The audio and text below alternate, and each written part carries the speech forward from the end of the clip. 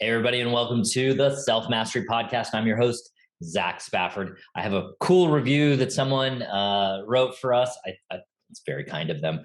On Monday this week, he said, "Empowering uncommon sense," is what he said. I've been listening to Zach since almost day one of his podcast. So thank you so much, Flamboy88, whoever you are, for listening to the podcast all the way back to, I think it was October 2019 is when we started.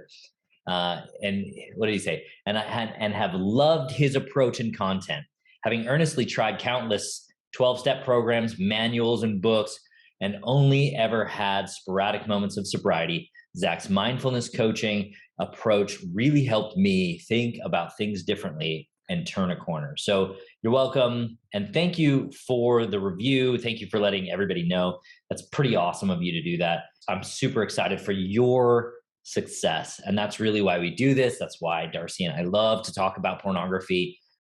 We will, if you call us, we will talk to you about porn all day long. That's our favorite thing to do. Darcy, in fact, got a text on Sunday from a woman who was distraught and she's very frustrated. And we were having, she seemed to be having a bit of trouble with her mindset around pornography because her husband had just kind of let her know what was actually going on for him.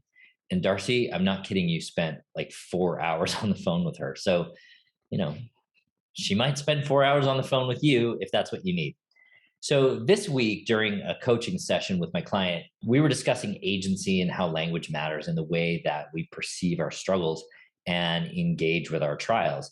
As we were talking about pornography, we were going over the different ways that we deal with other things that we abstain from, in particular, beer. I think I've talked about this on the podcast before, but I'll just touch on it briefly here. But if you want to go like super in depth on this, that's what we have the membership for. That's how Darcy and I help coach people through this process and really dig into what's actually happening for them and apply these concepts to their real life situations. So here on the podcast, we love to give you the information, but if you really want to dig in and make changes, come to the open coaching, which is in the membership, or come to individual coaching. It's a great opportunity for you to actually solve the problem in a way that is really personal and really in depth for you. Going back to beer, right?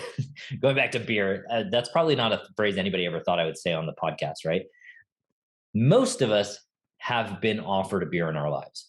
When I worked for an insurance company, I even had a coworker tell me that he was going to, get me to drink a beer as if it was some sort of badge of honor for him. And to be fair, we lived in Wisconsin at the time, which it has this really deep tradition and culture of drinking. It is home to like a number of major breweries. And Milwaukee, which is the biggest city in the state, has more bars per person than any other city in the country. So basically, drinking beer is a way of life in Wisconsin. And totally unrelated to this story, two fun facts. In Wisconsin, you can take your 12-year-old to the bar and they will serve them beer if you consent to have them served.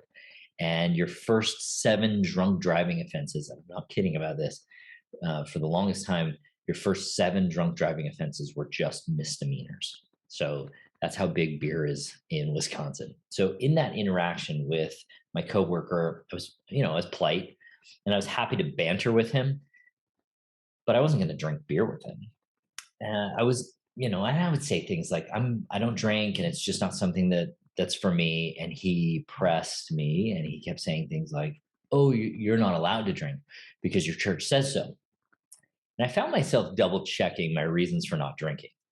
And it was never really a doubt for me. It wasn't like I was like, "Oh, should I drink?" It was simply a check at my core of why it was that I never had a beer.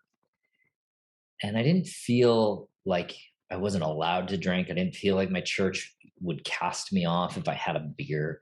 I didn't feel like my wife, Darcy, would be upset and leave me if I had a beer. Some of you may remember that Darcy joined the church as a teen and her family aren't members, so they all drink. It came down to this. I felt like I could drink a beer with this coworker if I wanted, but I didn't want to. And so I chose not to. It was my choice. It wasn't something I wasn't allowed. So I simply said I could drink, but I chose not to. And as I was coaching this particular client, we were talking about agency, which is absolutely essential to our ability to own and make decisions. I talk about this in depth in my very first episode, Agency and Addictive Behaviors, and episode 82, Easter and the Atonement and Agency. I would highly recommend, if you haven't heard those, to go back and listen to them and get a sense of how agency works. As we were discussing his sense of whether he was choosing pornography and how agency plays into the way we act, he said, I found that if I say I'm never going to do this again, it puts the decision into such a big picture that it's hard to make choices from that long term perspective. Now, I don't know if you're hearing this the way that I did in that moment, but it was a profound lesson for me.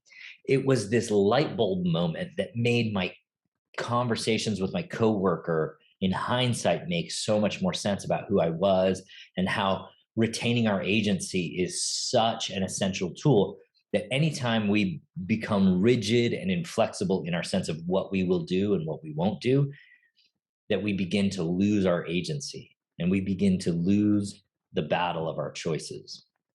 So when someone has asked me why I can't drink, I've always just said, I can, but I choose not to. I don't intend to ever drink in the future. I don't think I ever will. It's just not something that's ever been interesting to me. But I've also, in a very real sense, retained my agency, even while saying no thanks to alcohol. I've never said I'll never drink. This is what's interesting to me. It's never been about never doing something. So let's just take a step back for a second. After we all get to that place that I think most of us can get, which is that we can drink a beer, but we choose not to. And in this particular moment with my client, I might have taken him through a thought experiment. And I say, what if I could come up with a scenario where I can almost guarantee that you'll drink a beer? And I don't think this is a very far stretch for a lot of people. So I'm just going to take you through it. What if you were stranded on a deserted island and that island had a case of beer on it? And that case of beer is the only thing between you and certain death. You can either drink the beer and live as long as possible and maybe even get rescued, or you can not drink the beer and definitely die quickly. What would you do? I know for me, I would drink the beer. I wouldn't feel bad about it. I would simply do it and I would make the best of a horrible situation. And I think it's easy to see in a life or death situation how we can maybe shift our priorities and values to help us move forward and grow in this life. This is the kind of mental flexibility that I talk about in episodes 108 and 109 on the values. I think it's easy to see that my value of living and maybe coming back to my family and having the opportunity to be with them and grow along with them is much more important than my value of living according to a very specific concept, which is Mormons don't drink alcohol. Now, I think that's easy to get to. I've never had anybody who had a real, tough argument with me on that particular idea. But porn is not life or death. And in a way, I don't think we acknowledge our agency the same way when we talk about pornography. With porn, how many of us have ever said, I'm never going to do that again? We think about pornography in a very different way. We don't see it as something that we are allowed to choose ever. And I'm not saying, just please make sure you understand what I'm saying. I'm not saying porn is okay and you should go look at porn. That's not what I'm saying. What I am saying is being clear that I actually do have agency and I'm totally allowed to choose to view pornography or not view pornography exactly the same way that I can choose to drink beer or not drink beer is really important. As members of the church, when we say things like, I'm never going to do that again, we try very hard to be as rigid as possible about the way that we think about pornography.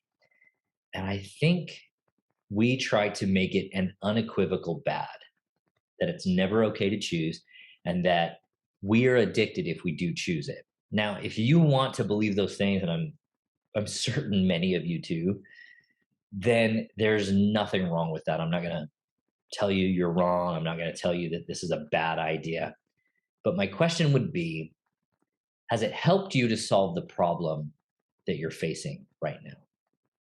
has saying never helped you resolve the issue, or has it made you feel helpless, small, and incapable in the face of a really monumental task, just like my client felt?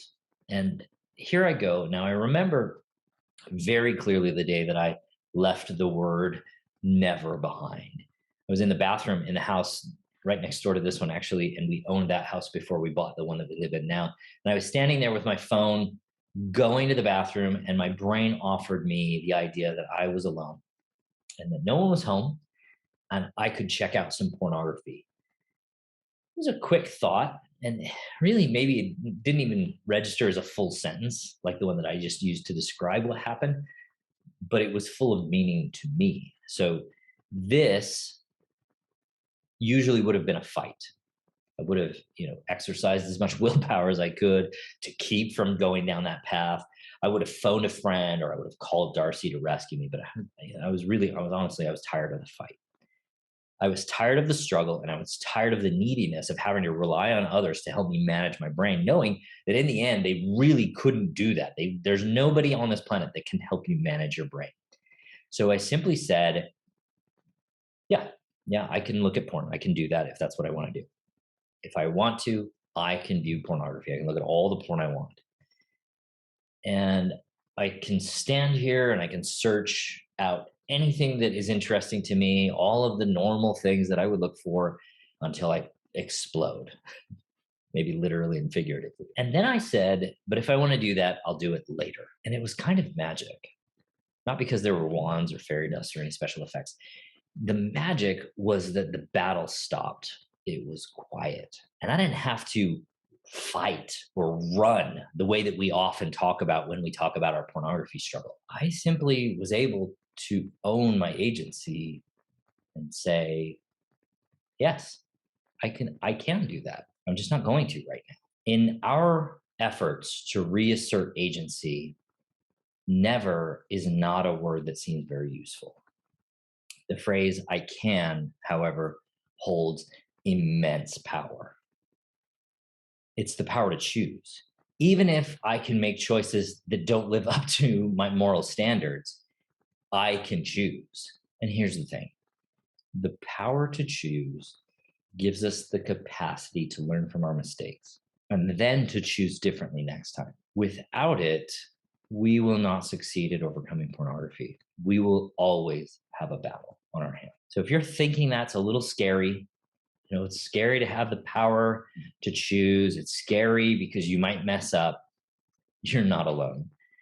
You are actually having the same discussion that I think our Heavenly Father had with all of us when his children were given the choice to accept his plan or the plan of the Son of the Morning. So once you made the choice to take on your agency, just recognize that once in the time before today, you chose to take on agency. You made that choice. When it comes to pornography, when it comes to your battle with what's happening in your brain and what's happening with who you're being, it's time to make that choice again. It's time to choose agency over control. It's time to choose agency over some rule that maybe you're not quite living up to. It's time to choose agency over what your partner wants. By the way, she may not like that idea, but it is necessary.